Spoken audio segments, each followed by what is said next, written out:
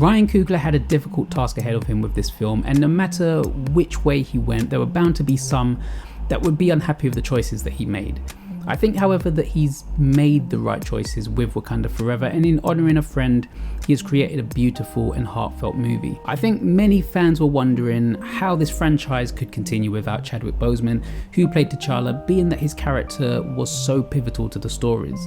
And I think that this is where the whole cast really deserve their praise. Wakanda Forever sees Queen Ramonda, Shuri, M'Baku, Okoye and Dora Milaje fight to protect their nation from the outside world in the wake of King T'Challa's death.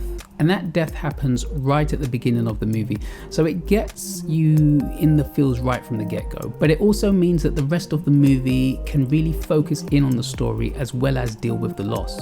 For me, I think the movie is a beautiful tribute to the man himself.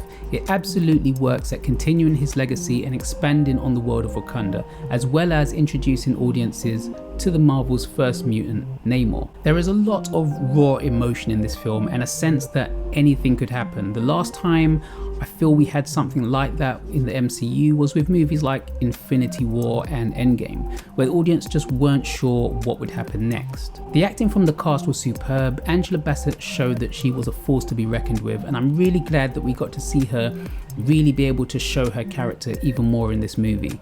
Letitia Wright, Winston Duke, Danai Gurira, Lupita Nyong'o, everyone brought their A game in this film, and you could just feel the passion and hurt in their scenes. It was really moving, especially for what is usually just considered to be a comic book film. I absolutely know that Tenoch Huerta will be a fan favourite. As Namor, he had a quiet sense of power and terror. He is menacing and everything an anti-hero should be. Again, another actor who brought their A game to this film and also had a really interesting origin story. Adding Mesoamerican influences to Namor's origin was a great decision and gave the kingdom of Talokan a richer history and allowed the audience to empathise with this civilization and care about them. One thing Namor's character made me think about while I was watching the movie were about movies like Black Adam, Morbius and Venom, and maybe where those franchises should take note. We don't always need to take these anti-hero characters and water them down so that they're seen in the eyes of the audience as just doing the right thing and being all-out heroes saving the day. Having someone that operates in that grey area as an antagonist is so much more interesting, and Namor certainly fits that criteria. I mean, he may not be a villain, but we're also introduced to Dominic Thorne, who plays Riri Williams, aka Ironheart, and I think she brings a light-hearted comic relief to what could be a very somber movie. We don't get to know much about her outside of the fact that she is a very gifted individual, but she's a very likable character, and I'm looking forward to seeing more of her in the Ironheart series that will be coming to Disney+. All in all, I think Wakanda Forever is the strongest Phase 4 film and quite possibly one of the strongest MCU films in general.